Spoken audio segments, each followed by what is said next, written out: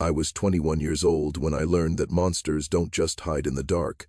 They walk among us in broad daylight, wearing ordinary faces and carrying briefcases. They smile at you in coffee shops. They hold doors open. They blend in so perfectly that you'd never suspect the horror lurking beneath their skin. My name is Maya Chen, and on October 14, 2023, at exactly 2:47 p.m. on a sunny Tuesday afternoon, I witnessed something that shattered everything I thought I knew about the world. What I saw in those 3 minutes changed me forever. It wasn't supposed to happen this way. College students don't stumble upon nightmares while grabbing lunch between classes, but I did. And the worst part? No one believes me. The evidence vanished, the witnesses disappeared. And the monster, he's still out there watching, waiting, knowing that I know. This is my story, this is my warning, and if you're watching this, you might already be too late. Stanford University, autumn 2023. The campus was alive with the golden glow of October, leaves crunching underfoot as thousands of students moved between lectures, their minds occupied with midterms, internships, and weekend plans. I was a junior majoring in journalism, always chasing the next story, always asking too many questions. My professors said I had a gift for seeing patterns others missed, for connecting dots that seemed unrelated. They meant it as a compliment. I didn't know then that this talent would become my curse. That Tuesday started like any other. I'd aced my morning exam, grabbed my laptop, and headed to the university cafe for a celebratory latte. The sun was high and warm. Students sprawled across the grass. Everything was painfully, beautifully normal. I had no idea that in less than an hour, I would be running for my life, clutching evidence of something so disturbing that powerful people would do anything to keep it buried. This isn't just a story about what I saw. It's about what happens when you witness the impossible and realize that the truth is far more terrifying than any lie. Before we dive into what happened that day, if you're enjoying this story and want to hear more real-life mysteries and suspenseful tales, hit that subscribe button and turn on notifications. Trust me, you won't want to miss what's coming next. Now, let's continue. The ordinary day that wasn't. The university cafe sat on the corner of Sarah Street and Lamita Drive, a brick building with floor-to-ceiling windows that I'd walked past 1,000 times. I pushed through the heavy glass door at 2:35 p.m., the familiar scent of espresso and cinnamon hitting me immediately. The place was moderately crowded, usual for a Tuesday afternoon. A mix of students hunched over laptops, a few professors grading papers, some administrative staff on their lunch break. I recognized faces without knowing names. That peculiar college phenomenon where you see the same people repeatedly but never actually speak. I got in line behind a tall man in a dark gray suit. That was the first unusual thing, though I didn't register it as significant at the time. Suits were rare on campus unless someone was interviewing or presenting. But Silicon Valley business types occasionally stopped by for meetings with the engineering department, so I dismissed it. He was maybe 40, with perfectly styled salt and pepper hair and expensive leather briefcase clutched in his left hand. His posture was rigid, almost military. He didn't look at his phone like everyone else. He just stood there, perfectly still, staring straight ahead. When he reached the counter, he ordered a black coffee. Nothing else. His voice was oddly flat, emotionless. The barista, a girl I recognized from my sociology class, gave him a weird look but took his money. He paid in cash, exact change, and stepped aside to wait. That's when I noticed his hands. They were shaking.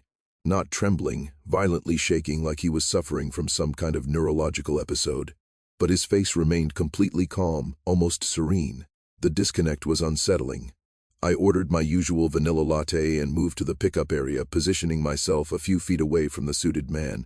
He stood facing the window, his back to most of the cafe, briefcase still clutched in that trembling hand. I pulled out my phone to check Instagram, trying to ignore the creeping discomfort crawling up my spine. Something about him felt wrong. It was an instinct, a primal warning system that humans have developed over millennia. I should have listened to it. I should have left right then. Instead, I watched. Journalist's habit, always observing, always curious. The barista called his name, Michael, and set his coffee on the counter. He turned, and for a brief second our eyes met.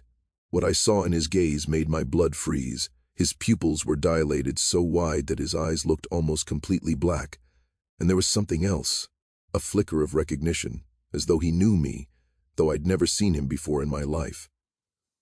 He grabbed his coffee with that shaking hand, turned back to the window, and drank it in one long gulp, despite the fact that it must have been scalding hot. He didn't flinch, didn't react, just drained the entire cup and set it down on the nearest table. Then he opened his briefcase. From where I stood, I couldn't see inside, but I could see his face reflected in the window glass. And what I saw there will haunt me for the rest of my life. His expression transformed. The calm mask melted away, replaced by something ancient and hungry and utterly inhuman. His lips pulled back in what might have been a smile, but there were too many teeth, and they were too sharp, and his jaw seemed to unhinge slightly, impossibly.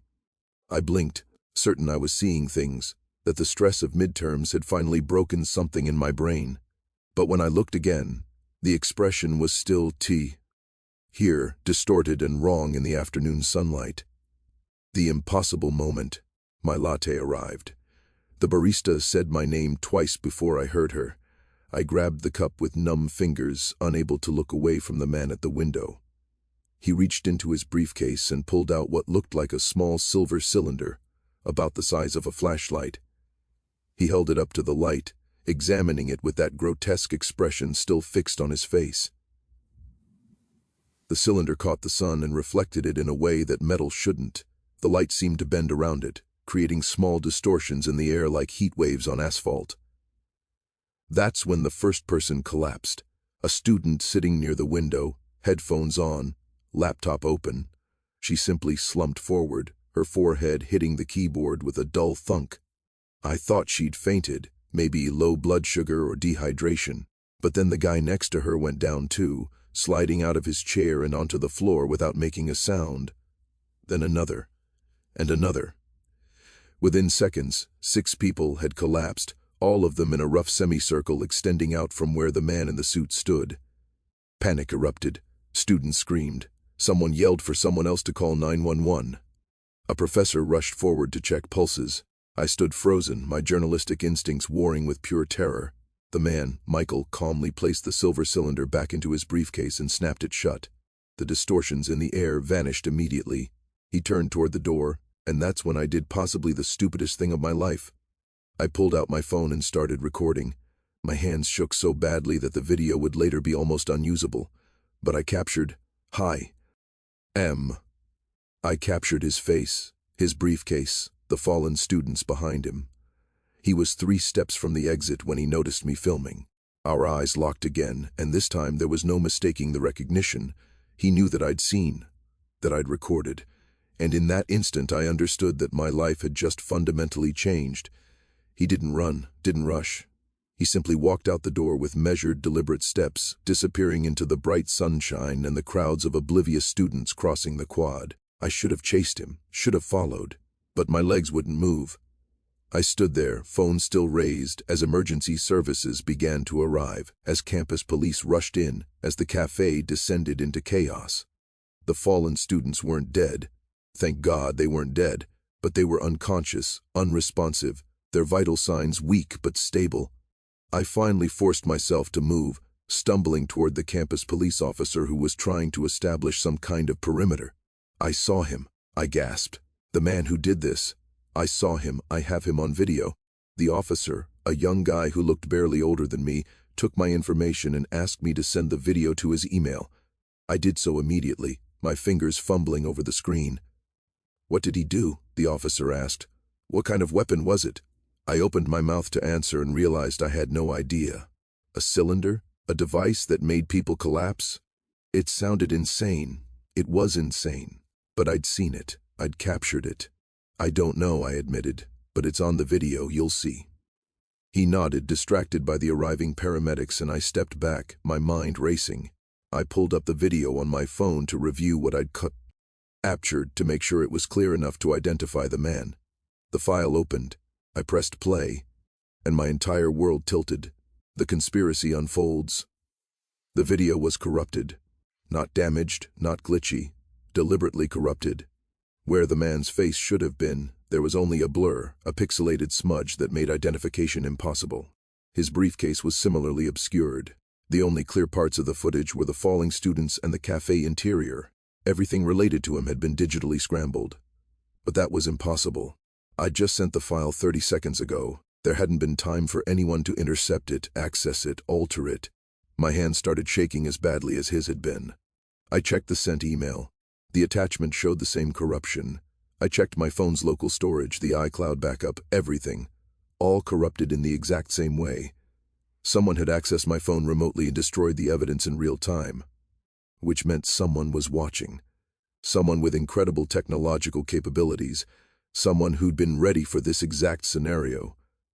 I looked up and scanned the crowd that had gathered outside the cafe.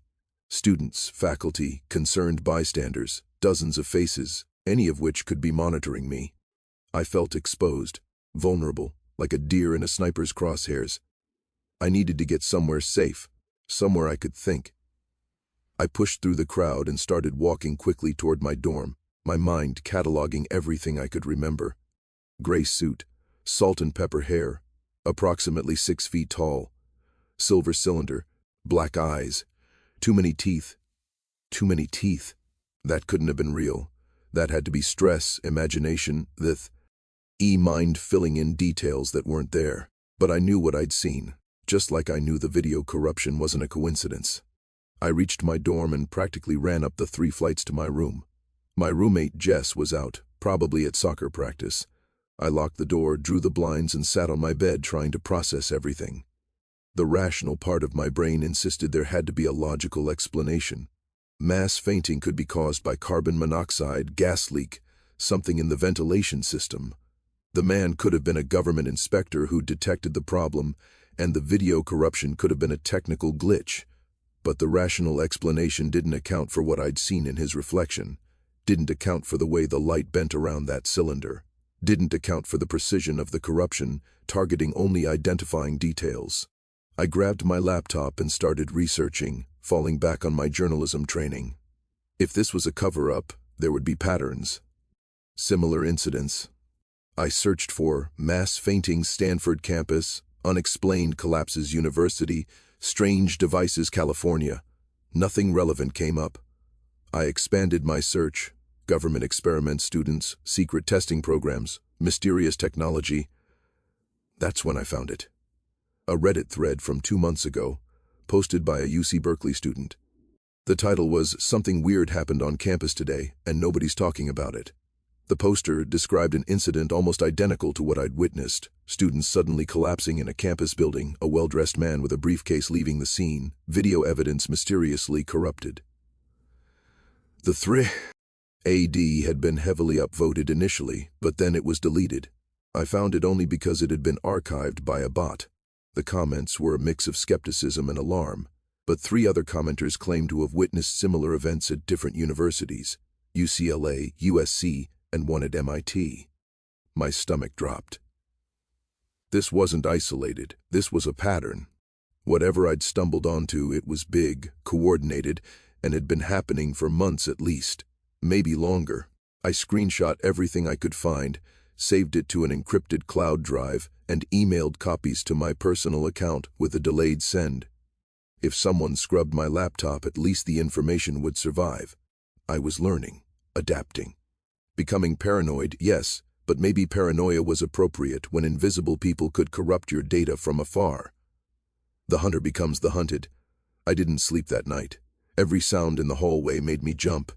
Every notification on my phone sent my heart racing. At 3:47 a.m., I received an email from an address I didn't recognize, no-reply@sanitize.net. The subject line was blank. Against every instinct screaming at me not to, I opened it. The message contained a single sentence: "Forget what you saw, Maya Chen." That was all. No threats, no demands, just that simple command, made terrifying by the fact that they knew my name, my email, and apparently what I'd witnessed. I slammed my laptop shut and grabbed my phone to call. Who? The police? And tell them what? That I'd received a creepy email? That I'd seen something I couldn't explain and now someone was telling me to forget it? I called my mom instead. It was 6:47 a.m. on the East Coast where my parents lived.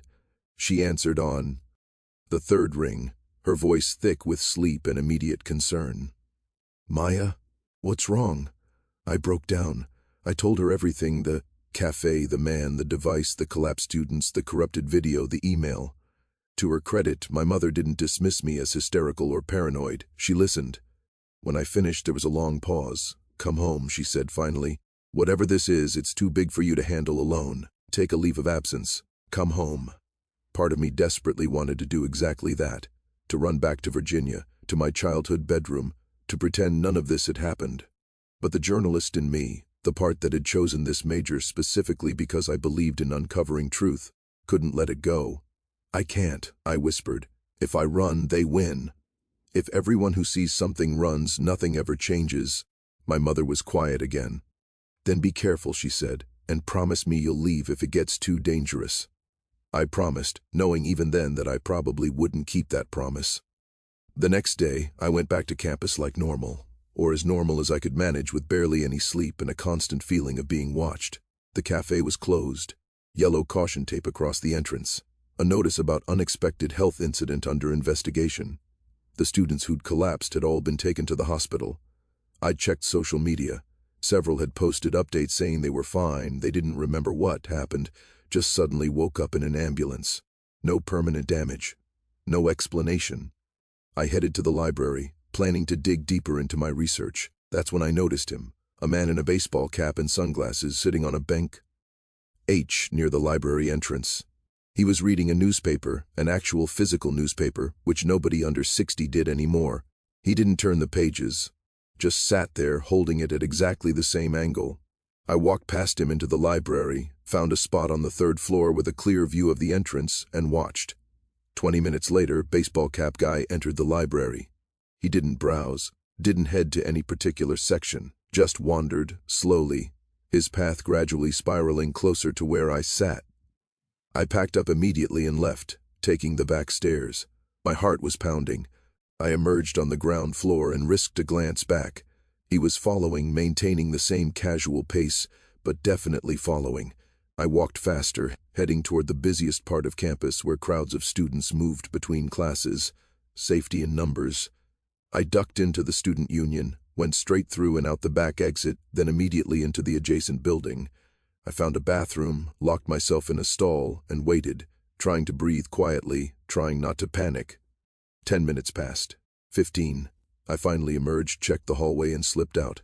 No sign of baseball cap guy, but I knew he was out there. They were out there, watching, following, making sure I got the message. Forget what you saw. I made a decision then that would either save my life or end it. I wasn't going to forget. I was going to investigate. I was going to find out what that device was, who Michael really was, and what the hell was happening on college campuses across the country. The truth behind the terror. Over the next week, I became someone I didn't recognize. I varied my routes. I checked for tails constantly. I communicated only through encrypted apps. I reached out to the Reddit users who'd posted about similar incidents, using throwaway accounts and VPNs. 2 of them responded. Both described the same thing: a well-dressed individual, a device, mass collapses, corrupted evidence. One of them, a computer science major at MIT, had managed to partially recover some corrupted footage using specialized software.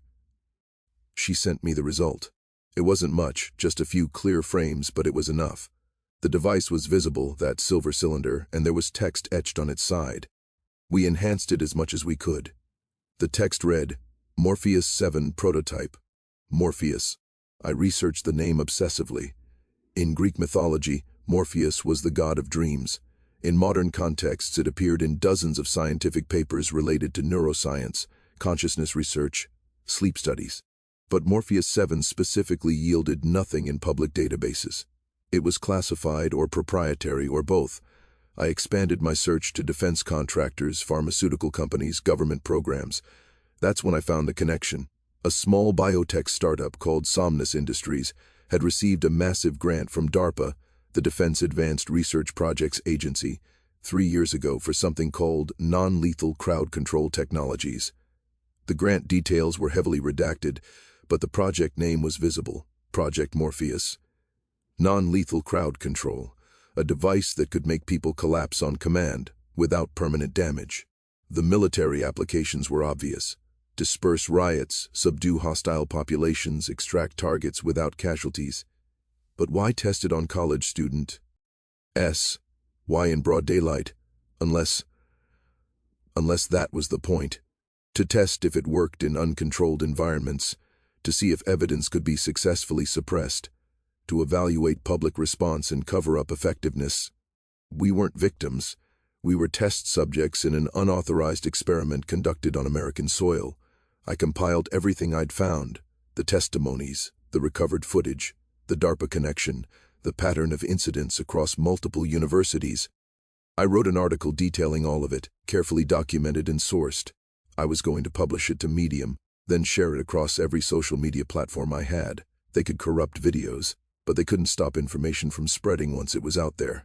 I hit publish at 11:34 p.m. on a Friday night. The article went live. I shared it immediately on Twitter, Facebook, Reddit. For about 12 minutes it existed in the digital world. Then it vanished. Not just my article, my entire Medium account deleted.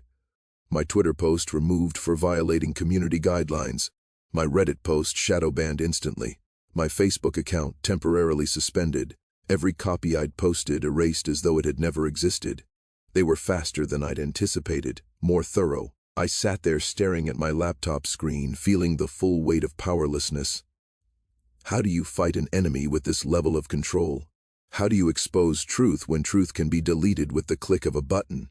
My phone rang. Unknown number. I answered, my hand shaking. Maya Chen. The voice was male, calm, professional. You've been very persistent. We appreciate persistence in our line of work. But you need to understand something.